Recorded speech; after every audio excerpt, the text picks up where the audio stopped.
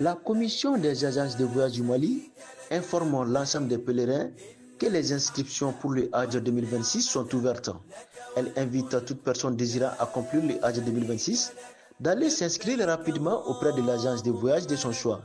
en insistant sur le respect des procédures établies pour sécuriser le voyage et faciliter l'obtention des documents nécessaires. La clôture des enregistrements est fixée au 31 décembre 2025. Une date butoir à ne pas franchir pour tous ceux qui souhaitent accomplir ce cinquième pilier de l'islam en Arabie Saoudite. Après le 31 décembre 2025, aucune inscription ne sera autorisée. La commission invite les fidèles musulmans à aller s'inscrire dans les délais afin d'éviter les désagréments des dernières minutes. Elle rappelle que la réussite de cette organisation repose sur une anticipation des inscriptions, une meilleure coordination et une collaboration étroite entre les agences de voyage et les pèlerins. Les agences de voyage assurent qu'elles sont déjà prêtes à recevoir les inscriptions et accompagner les pèlerins tout au long du processus.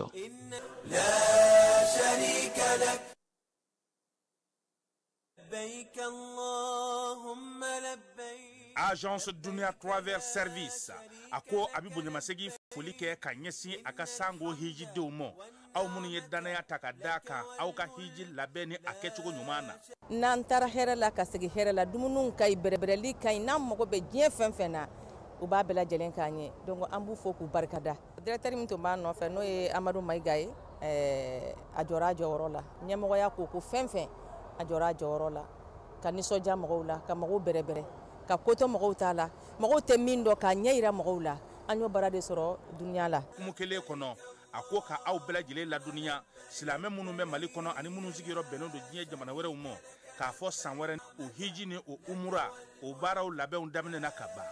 o mana au munu ba fe ka hiji ke damu lakana ni basiki kono agence dunya akeme ko fere bela jele tige ka hiji ke chugo nyuma kalaw bela jele labe ka bla awnye minyi ka do shiro ni damu ye ka surunya au ka bato ke yoro la dumuni laki ka sanuma obi tobe ka bla au ka bolo ka sagana ka wati bela jele la dogotoro jolewon olu be aw no fe hiji ke yoro ani bato ke yoro wera bela jele la yoro be ani wati be baw bolo kuma do o ka busa ne de singa di agence Dunia Travel Service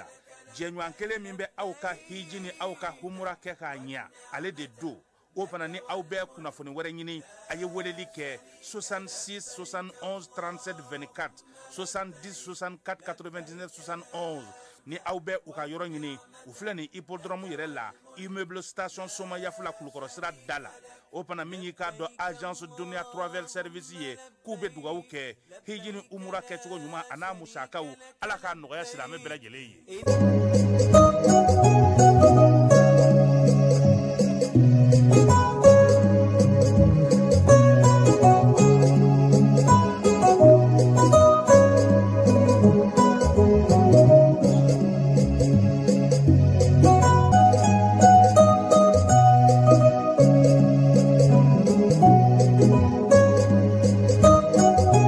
Balmao aya fo tare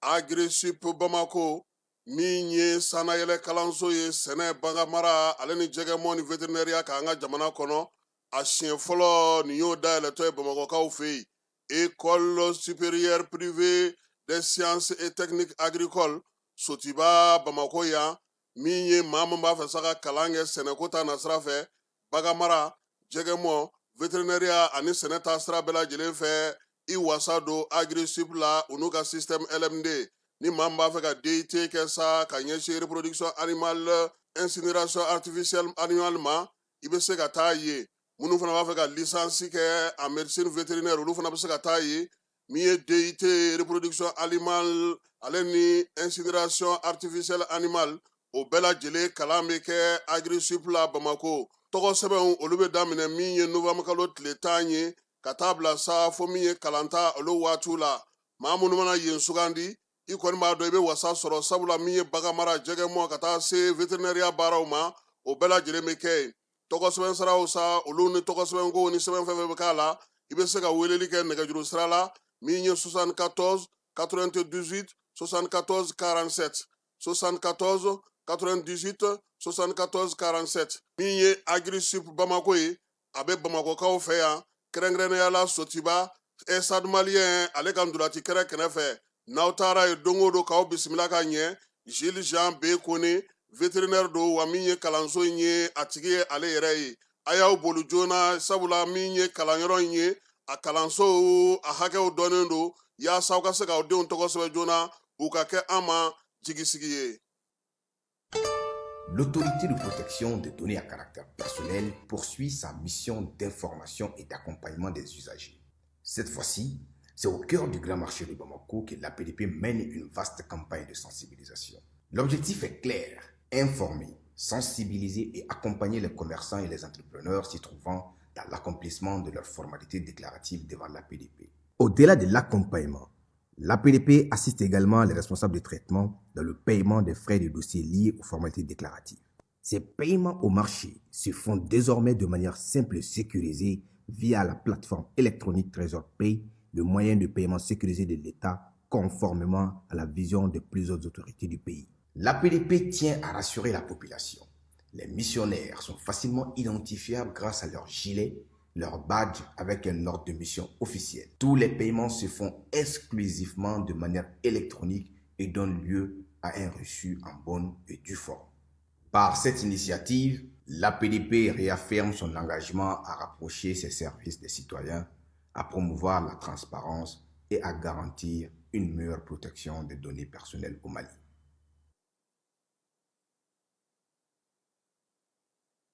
Foli ani tantoli amu onyase aw ma ni waati na aw minnu sɔgɔlen no ana k'a fɔ aw bisimila aw bamanankan kibaruya kɔnɔna la ka sanga ni bi alamisa novembre kalo tile 6 san 2025 an ka wula in na kibaruya bakuruba dɔ bɛna tali kɛ lakanako sira fɛ an ka cɛfini tabaw ye baarabaro kɛ sɔgɔmada in na Buguni ani Kajana ni ɲɔgɔn cɛ sanfɛ sira ni ka dadigi kɛ kosɛbɛ Bamacia wale nduga wale tigɛlama minnu tun bɛ fɛ ka jan da an ka taji mobiliw ɲɛ ni ka u bɛɛ lajɛlen ka u daji an ka jamana premier ministre ale ni mobilibolilaw ka jɛkulu ye ɲɔgɔnba kɛ yaasa ka hakili falen kɛ baara mun n'a kan ka kɛ chauffeurw fo ka taa se jamana ɲɛmaaso ani mobilibolilaw ka jɛkulu bɛɛ lajɛlen ɲɔgɔn cɛ ka se ka malidenw ka u lafiya tajiko la ni waati gɛlɛnba in na Kokancaw ministre Abdoulaye Diop ale ni diplomati ni o ye lasigiden mun b'an ka jamana kɔnɔ a ye jigisigi di u ma ɲɔgɔn dɔ senfɛ ni ka yɔrɔ la k'a fɔ ko fɛlɛ bɛɛ lajɛlen bɛ ka kɛ jamana ɲɛmaaw fɛ yaasa an bɛ waati gɛlɛn min kɔnɔ waati gɛlɛn o ka se ka wuli ka bɔ an ka jamana kunna donc ni maaw olu y'u tɛgɛ da ɲɛnaminimafɛn dɔw kan ni o ye furakisɛ tramadol caman ye Bamakɔ kɔnɔna la nɔ u ka wulikajɔ ka se ka dɔrɔgu kɛlɛ o mun donna o kadara kɔnɔ sumaya bana min bɛ n'a wele ko dengue minisiri muso yɛrɛ k'a fɔ ko a baaraw bɛ ka caya k'a ka kan maaw ka u yɛrɛ lakɔlɔsi ni waati in na kosɛbɛ marabolo kɔnɔna kibaruyaw la tomiyakaw bara ko nɛgɛjuru sira ko gɛlɛlen don kosɛbɛ kabi octobre kalo labanw na telefɔni ciw fo ka taa se bɔlɔlɔ a bɛɛ lajɛlen ko u bɛ gɛlɛyaba kɔnɔ an bɛ don min na ko bi kɔkan kibaruyaw kɔnɔna la Cameroun jamanakuntigi Paul Biya ale ye kalika siyɛn kɛ ka sɔrɔ ka a ka baaraw daminɛ a ka 8e mandat o kɔnɔna la Gaza kɔnɔ ni o ye Israel ye mankan mun n'a bɛ Israel ni Palestine cɛ a la k'a fɔ kunnafonidila caman de nin tora a la fo maa 200 ni kɔ san 2 kɔnɔna la ninnu de an wulada n'a kibaruyaw bakuruba dɔw ye an bɛna kunnafoni wɛrɛ fara minnu kan sɔɔni ka walawalali bonya kan aw ye an b'a fɔ a y'aw sɔgɔ ko ɲuman ja ni kunnafoni sira bɛɛ lajɛlen na an bɛna sɔɔni ka ɲɛfɔli kɛ aw ye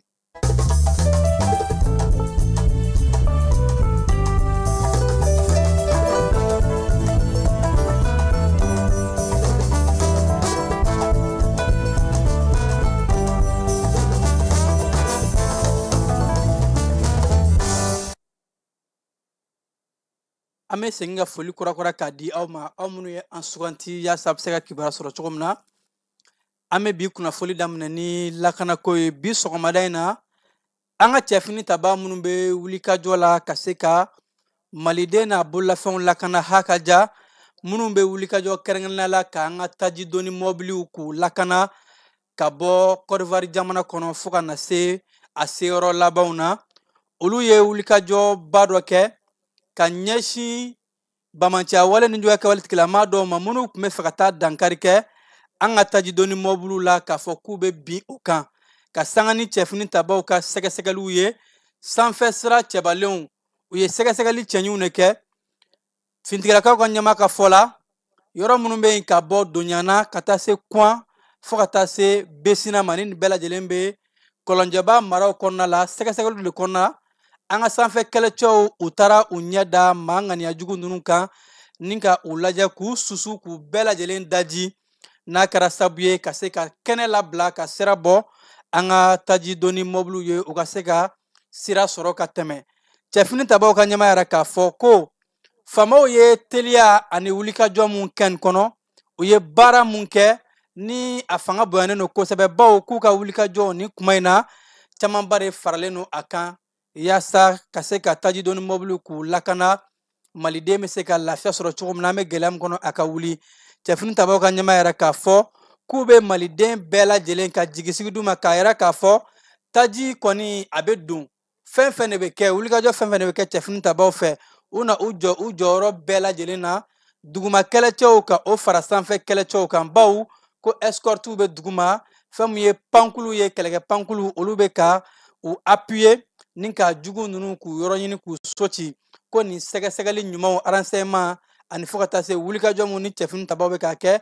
o de kɛra sababu ye bi sɔgɔmada in na ka se ka bamanciya wale ni juguya kɛwale tigilama ninnu ka u daji ni ka kɛnɛ bɔ an ka taji doni naw ye u ka se ka se u seyɔrɔ la. An ka jamana premier ministre ale ni taji doni naw ka jɛkulu ani fo ka taa se mɔbili bolilaw ni chauffeur o caman ye ɲɔgɔn ye bi sɔgɔmada in na. An ka jamana premier ministre général division Abdoulaye Mayiga a yɛrɛ k'a fɔ ko a sewarabaw ko ani jɛkulu camanba de ye ɲɔgɔn ye bi. Mɔbili bolilaw ka lapasali jɛkulu ani fo ka taa se jɛkuluba fɛn fɛn bɛ yen nɔ ni o bɛ chauffeur olu ka kɔɲɔw bunakun kan, nin bɛɛ lajɛlen ye premier ministre ka a kuma ɲɔgɔnya. Ko kumaɲɔgɔn bolila fɛlɛw dabali bɛ se ka fara ɲɔgɔn kan cogo di. Bɛɛ lajɛlen jɔyɔrɔ ye mun ye jamana bɛ gun mun kan, bɛɛ ka se k'i ka kɛta kɛ yaasa an bɛ basigi mun ɲini, an bɛ bɛn mun ɲini, malidenw bɛ lafiya mun ɲini tajiko la ka se ka o sɛbɛntiya. Premier ministre a ye taji donnaw ka u fo, baw ko nin sanga in na u bɛ fasoden ɲumanya wale mun na ani u bɛ cɛsiri ni wulikajɔ mun na ka se ka taji ta ka n'a di malidenw ma, ko baara belebeleba don. Taji donnaw ani fo ka taa se chauffeur olu ka lapasali jɛkulu u ka ɲɛmaa minnu tun bɛ nin kɛnɛ in kan, chauffeur bɛɛ lajɛlen tɔgɔ la u y'a yɛrɛ k'a fɔ ko u labɛn bɛ wa ko foyi tɛna dɔ bɔ u ka wulikajɔw la ni mun ma fara a kan, fɛn tɛna b'u la, u bɛna dɔ de fara wulikajɔw kan halisa. Ko chauffeur jɛkulu ani fo ka taa se lapasali jɛkulu bɛɛ lajɛlen ma u bɛ baara mun na nin waati in na, ko fasoden ɲumanya baara don wa u labɛnnen don ka u nin di yaasa jamana kɔnɔdenw bɛ se ka taji sɔrɔ cogo min na, wa ko u bɛ baara fɛn fɛn de kɛ, u bɛ sacrifice fɛn fɛn de kɛ ka se ka malidenw lafiya, k'u labɛn bɛ ka se ka o baara kɛ wa ko foyi tɛna u saliya o wulikajɔw la. O kɛra mɔbili donnaw u ka lapasali jɛkulu maa mun kumana u bɛɛ lajɛlen tɔgɔ la, ale ye nin sɛbɛntiya ka nin jigisigi kan ka o ta k'o di jamana premier ministre ma, chauffeur bɛɛ lajɛlen tɔgɔ la. U tilala ka laɲini kɛ an ka jamana ɲɛmaayasow la ka tɛmɛ premier ministre fɛ, ko an bɛ sanga mun na bi laɲini mun bɛ chauffeur bolo o de ye bɛnkan minnu sɔrɔla o ni jamana ɲɛmaayaso ni ɲɔgɔn cɛ, bɛnkanw ka se ka labato fo ka taa se douane ani pɔsiw kɔnɔna la, ka se ka chauffeur ka kow ka a teliya ani fo ka taa se ka faveur kɛ u ye i n'a fɔ bɛnkan y'a fɔ cogo min na douane kɔnɔ ani pɔsiw la yaasa taji tɛmɛni o bɛ se ka nɔgɔya tuguni. Laɲini fana ye mun ye tuguni o de ye chauffeur ka se ka bilankɔrɔ d'u ma ni o ye assurance maladie ye, maa minnu ni olu bɛ bana walima ka gɛlɛya sɔrɔ ka assurance d'u ma k'a fɔ u ka kɛnɛya ko o bɛ se ka sabati. ni kɔrɔfɔ bɛɛ lajɛlen dayɛnɛmani premier ministre yɛrɛ k'a fɔ ko a nisɔndiyara wa ko a bɛ chauffeur fo u bɛ ka wulikajɔ mun kɛ ani u bɛ ka u nin di baw k'u bɛ ka baara mun kɛ a tɛmɛna u ka baara yɛrɛ hakɛ kan u bɛ wari min kɔnɔ bi o ye fasodenɲumanya baara de ye o ye sacrifice de ye o ye yɛrɛ di de ye yaasa ka se ka jamana bɔ ni degun kɔnɔ ko a bɛ o fo o wulikajɔw la ani fo ka taa se an ka cɛfini tabaw olu mun bɛ ka wulikajɔw kɛ olu mun ni u bɛ ka manganiya juguw kɛlɛ yaasa siraw ka se ka labɔ ka taji bolilaw mobili bolilaw k'u bila ka tɛmɛ ko a bɛ foli lase u bɛɛ lajɛlen ma jamana ɲɛmaayaso tɔgɔ la premier ministre a kɛn bɛ ka yɛrɛ k'a fɔ tuguni ko chauffeur ye laɲini mun kɛ laɲini bɛɛ lajɛlen bɛna se ɲɛmaaw ma wa ministiriso fɛn fɛn bɛ yen nɔ ni olu mun kan ka baara kɛ laɲiniw na ko kumaɲɔgɔnw bɛna bila sen kan yaasa ka se ka chauffeur ka laɲiniw bɛɛ lajɛlen sabati ni kɛnɛ in kan an ka jamana baarako minisiri bolimafɛnko fo ka taa se muso den ani denbaya olu minisiriw bɛɛ lajɛlen tun bɛ nin kɛnɛ kan ka fara jagokɛlaw ani balalimaalaw olu ka minisiri kan n'an bɔr'o kɛnɛ kan an ka jamana kɔkancɛw minisiri Abdoulaye Diop ale ni ambassadɛriw olu ye ɲɔgɔn kɛ diɲɛ magobatigiba min bɛ an ka jamana kɔnɔna la ka se ka jigisigi d'u ma bawo ko an bɛ sanga min na bi ni jamana dɔw tun bɛ k'a yɛrɛ k'a fɔ ko gɛlɛya bɛ an ka jamana kɔnɔ nin sanga in na Abdoulaye Diop a ye jigisigi di ambassadɛriw ma ni o ye lasigidenw ye k'a yɔrɔ la k'a fɔ jamana ɲɛmaaw bɛ wulikajɔ ni baara fɛn fɛn na k'a kun ye ka se ka basigi ka sinsin jamana in kɔnɔ bɛɛ bɛ se k'i ka baara kɛ a cogoya la ko in kɛra ka sanga ni novembre kalo tile 5 ye Abdoulaye Diop a yɛrɛ k'a fɔ ko tajiko gɛlɛya mun filɛ nin ye o ye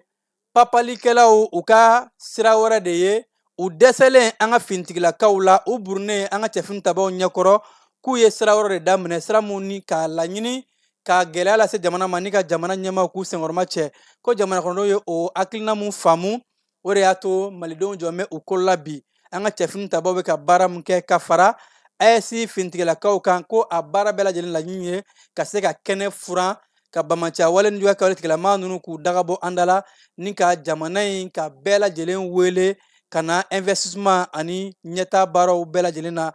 an ka jamana kɔkancɛw minisiri yɛrɛ k'a fɔ ko wulikajɔw bɛɛ lajɛlen kɛra finitigilakaw fɛ ani fo ka taa se malidenw ko bɛɛ ye fanga fara ɲɔgɔn kan transportɛriw chauffeurw population ko bɛɛ de y'i ka kɛta kɛ nin sanga gɛlɛn in na yaasa an bɛ se ka gɛlɛya wuli ka fara jamanakuntigi kan ko ale bɛ ka wulikajɔ minnu bila sen kan ani jamana premier ministre ni ka komitew bila sen kan ka se ka gɛlɛya in ka a kunbɛn Abdoulaye Diop a ye jigisigi di an ka diɲɛ magobatigiw ma ni o ye lasigidenw ye k'a fɔ ko jamana bɛ ka fɛɛrɛ bɛɛ lajɛlen kɛ u bɛ se ka jigisigi sɔrɔ k'a fɔ siran tɛ jamana in kɔnɔ papali tɛ yen kunnafoni minnu bɛ bɔ kunnafonila dɔw yɔrɔ minnu ka laɲini ye ka se ka maaw papa ka maaw la yirayira ka ɲɛsin an ka jamana ma ko o walew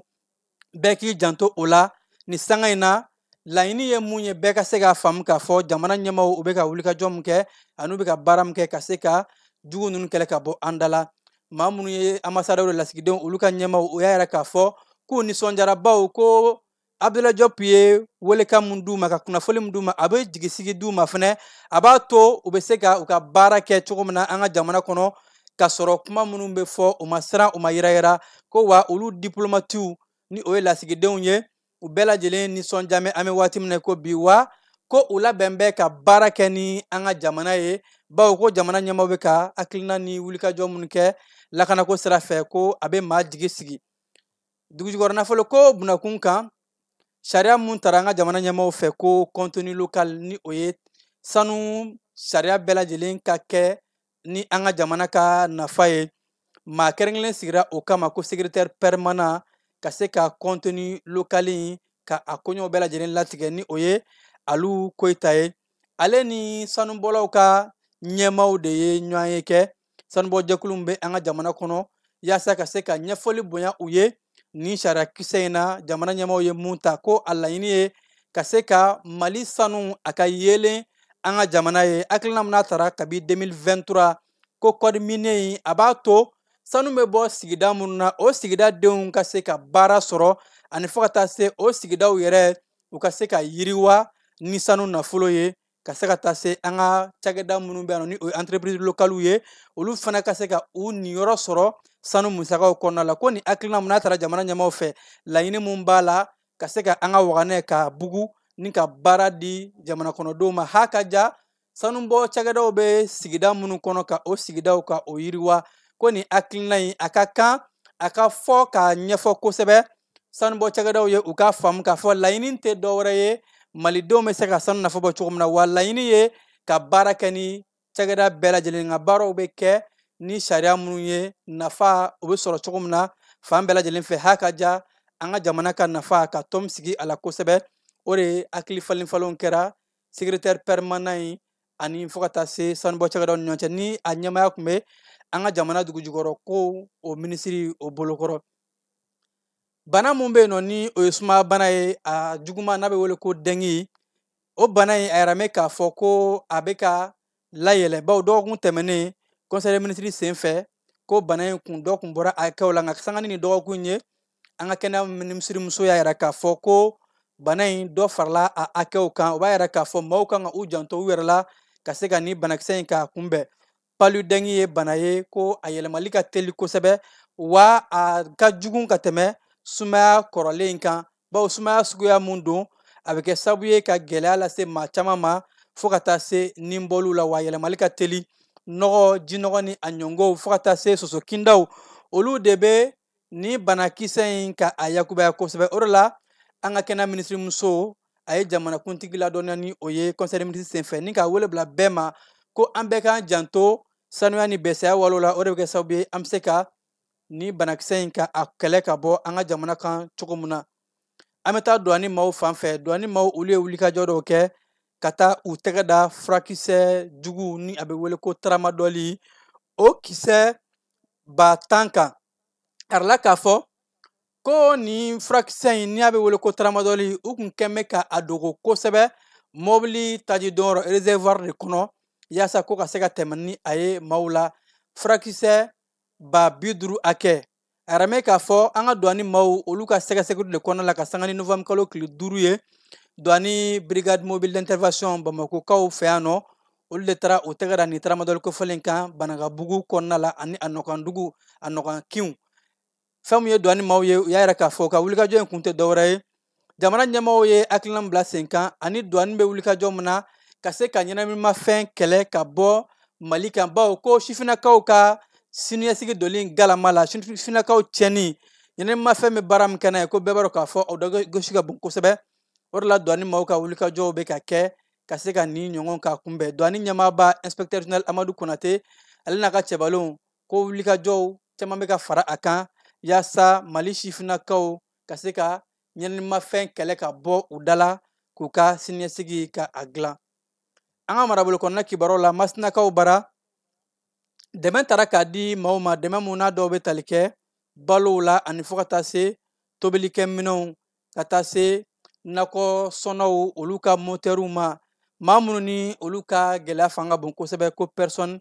vulnérable fo ka taa se maa minnu ye u sigiyɔrɔ bila ani déplacew yaasa u bɛ se ka u boloma dɛmɛ cogo min na ni k'u ka ɲɛnɛmaya baaraw kɛ hakilina in a taara cakɛda fɛ cakɛda min n'a wele ko ONG Care Mali ani fo ka taa se a jɛɲɔgɔn olu ka hakilina kɔnɔna la kucalakaw bara hakili falenfalenkan dɔ sigira fɛn min ye kɔɔri sɛnɛ o kan bawo kɔɔri bɛ baara di sifinnaka minnu ma kucala marabolo kɔnɔna la ko o fanga bon kosɛbɛ ni bɛɛ lajɛlen kɛn bɛ ka kucala dɔn kɔɔri sɛnɛ marabolo ye a ka kan ko sifinnakaw kana ka hakili falenfalen kɛ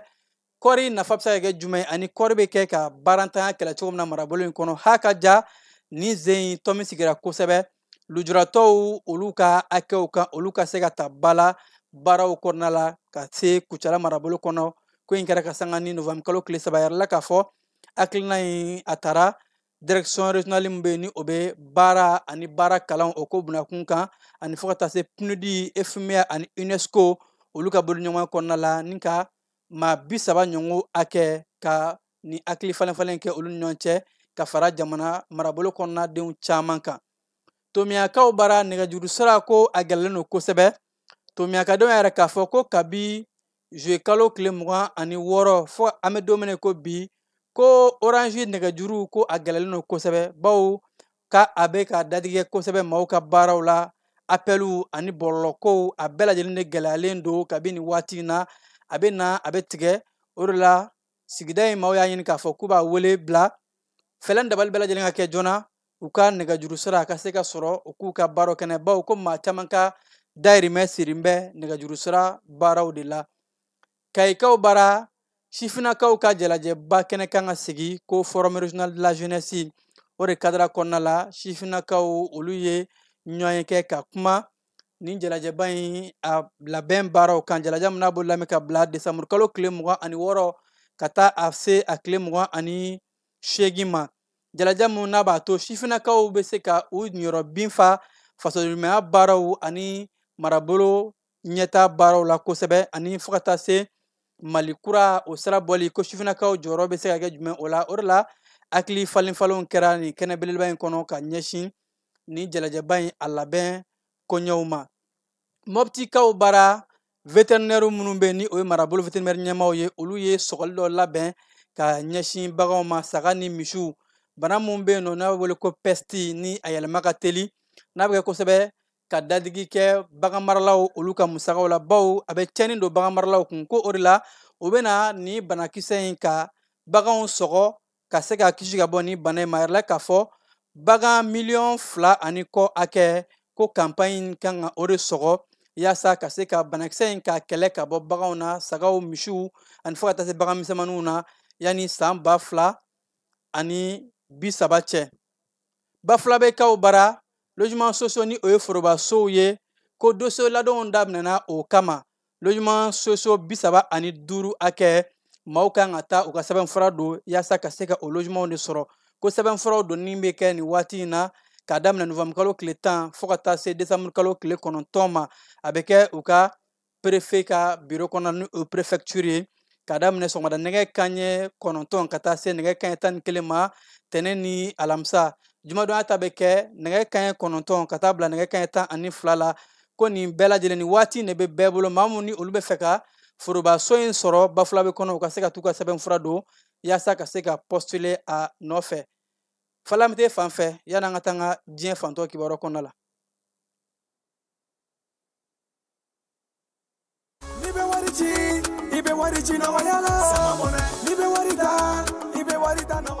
Sama mɔnɛ bi maliyɛnw jɔrɔna ko n'u hamina ko dɔn. O de la sama mɔnɛ ma fɛn fara a ka wari cili musakaw kan wa a ka nɔgɔn ni Mali wari ci siraw bɛɛ ye. A ma da aw ma dɛ, sama mɔnɛ bi dɔ fara aw de kunna wari kan ni wari bonisi ye. Awɔ, ni wari bonisi ye kɔni. Aw ka sanni kɛ o kɛ ni sama mɔnɛ application ye. Aw bɛ wari sɔrɔ aw ka compte bonisi la. Ka daminɛ crédit la, abonnement télé fo ka taa se courant ni ji sarali ma, aw bɛ bonisi sɔrɔ nin bɛɛ la. N'a ka bonisi buguna dɔrɔn aw bɛ se k'a yɛlɛma aw ka sama mɔnɛ compte la ka sanni wɛrɛ kɛ n'a ye walima ka taa wari jɛ bɔ an ka lasigiden dɔ fɛ yen. Aw ye mɔnɛ bɔ aw yɛrɛ la a k'a sifilɛ sisan ni sama mɔnɛ application téléchargeli ye Play Store walima App Store kan ka sɔrɔ k'aw tɔgɔ sɛbɛn. Ni sama mɔnɛ ye aw de kunna wari bɛ augmenter. Sama mɔnɛ i yɛrɛ ta. Awɔ, i yɛrɛ ta ye. Jamana kɔkan kibaruyaw kɔnɔna la Éthiopikaw bara u ka marabolo min bɛ yen ni o ye Afar ye. A yɛrɛ k'a fɔ ko kulu marifatigi minnu bɛ yen n'u b'u wele ko Front Populaire de Libération du Tigre olu k'u kɛn bɛ ka gɛrɛntɛ ta k'a ɲɛsin dugu caman de ma. Dugu 6 ɲɔgɔngo ko u taara susuli ta ka ɲɛsin o dugu bɛɛ lajɛlen ma ka sanga ni arabadonya in ye n'a kɛra sababu ye ko ni ka maa camanba ka o bɔnɛ o nin na ni ka maa caman bila ka u sigiyɔrɔ bila. Jamana ɲɛmaaso min bɛ o marabolo kɔnɔ olu kɛn bɛ ka yɛrɛ k'a fɔ ko nin kulu marifatigi ninnu u taara dɔrɔn ka mugu ci jamana kɔnɔdenw na maa nana masumalenw yɔrɔ min bɛ n'a wele ko Tɔnsa Megal o kɔnɔna la ko n'a kɛra sababu ye ka se ka gɛlɛyaba k'o lase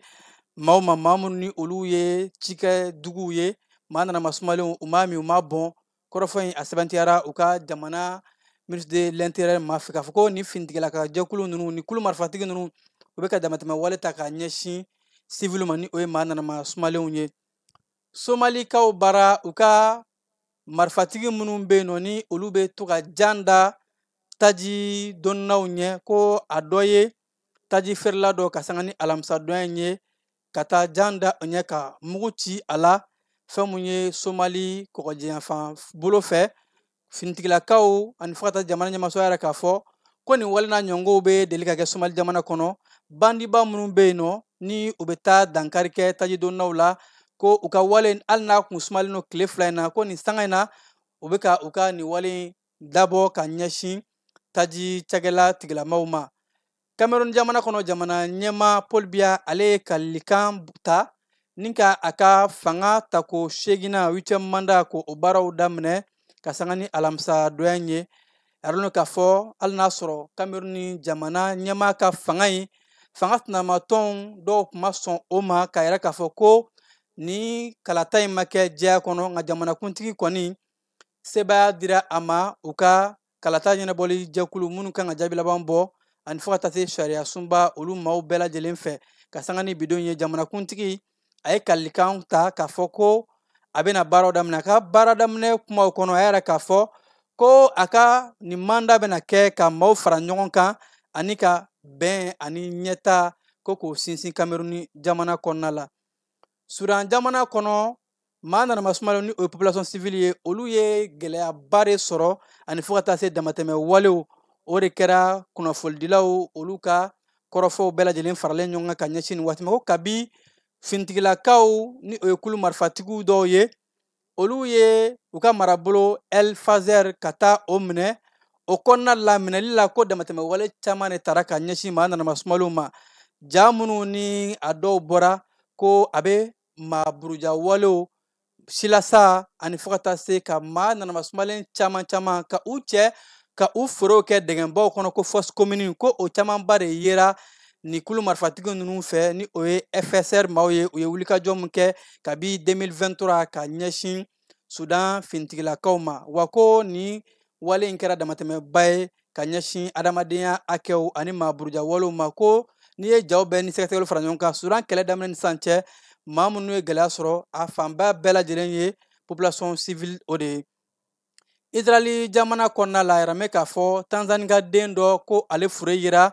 Gaza bawo ko ale tun bɛ baara la yen stagiaire kun don a tun bɛ ka taa kalan kɛ nka Tanzani ka denw ko maa minnu kun minɛ ni o ye otages ye ale tun bɛ o de cɛma ko in kɛra kabi 2023 waati sifinnaka kun don maa san 21 hakɛ. Nin waati in na sɛgɛsɛgɛliw de kama k'u taara nin sifinnaka in ka taa a fure sɔrɔ ka sanga ni maa minnu kun minɛna ko nin sifinnaka in ale ni a ɲɔgɔn caman olu de nin tora nin kɛlɛ in kɔnɔna la Gaza marabolo kɔnɔna la. Halisa an bɛ to Israel kɔnɔ. Israel ka ko ani Palestine u ka kɛlɛ daminɛni a san 2 kɔnɔ a yɛrɛ la k'a fɔ ko kunnafonilaw ye gɛlɛya sɔrɔ a la kosɛbɛ bawo ko n'a y'a ta k'a lajɛ ka daminɛ san 2 la ka se bi ma ko kunnafonila maa 200 ani mɔgɔ 10 olu de nin tora walew fɛ wa ko a kilan bɛɛ lajɛlen ye Palestine kunnafonidilaw ye Reporters sans frontières olu ka fɔ la u y'a yɛrɛ k'a fɔ ko kunnafonidilaw k'u t'u ka baaraw kɔnɔ ko finitigilakaw u bɛ mugu ci kunnafonidilaw la k'a sɔrɔ kunnafonidilaw ka gilets an'u ka baarakɛminɛn bɛɛ lajɛlen bɛ u la ani fɛn fɛn b'a yɛrɛ k'a fɔ u kan ka lakana kɛlɛ kumaw ko o si de ma labato. Reporters sans frontières ka fɔ la ko mugu cira ka ɲɛsin kunnafonidilaw ma ko a waati laban mun jɔra maaw hakili la kosɛbɛ o de kɛra uti kalo tile 25 tɛmɛnen kunnafonidila 5 ɲɔngɔn minnu tun bɛ baara kɛ diɲɛ tɔgɔla kunnafonidilaw ni o y'u ka collaborateurs ye o camanba de susuli taara ka ɲɛsin u ma ni maa 5 bɔnna o nin na ko a kɛra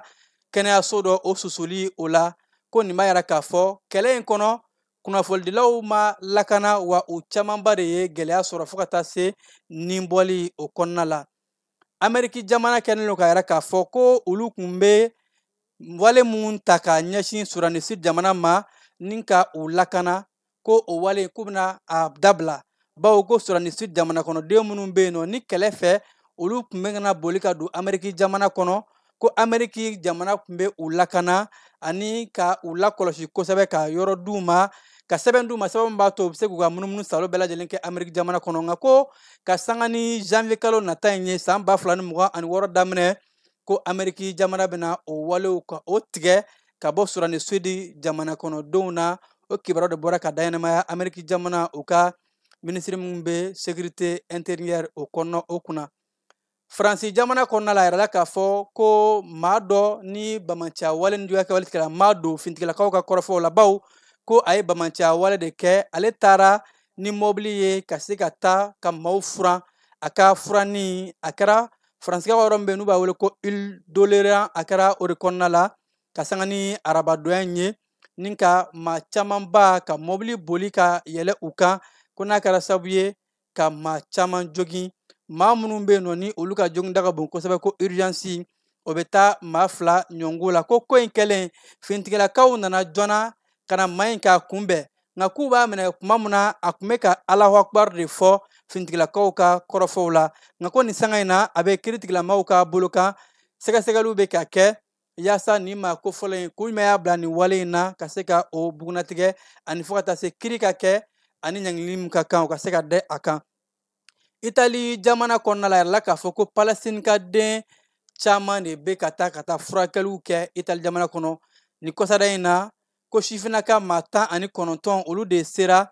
Italy jamana kono ni ubora Gaza fanfe bawo ko ka sangani keleni mangaunye Italy jamana keme ka fele do da blasenka ka seka demen do maamunu ni olu be gɛlɛya sɔrɔ ka se ka u ka furakɛli baaraw kɛ ka sangani ni waati ye mata ani kɔnɔntɔn ko b'a a to jɛkulu caman kabi san 2024 o be dɔ de fara jɛkulu kan minnu ni u be u cɛ ka taa n'u ye kɛnɛyasobaw kɔnɔ Italy jamana kɔnɔ yasa ka se ka t'u furakɛ ko nin be don Italy jamana ka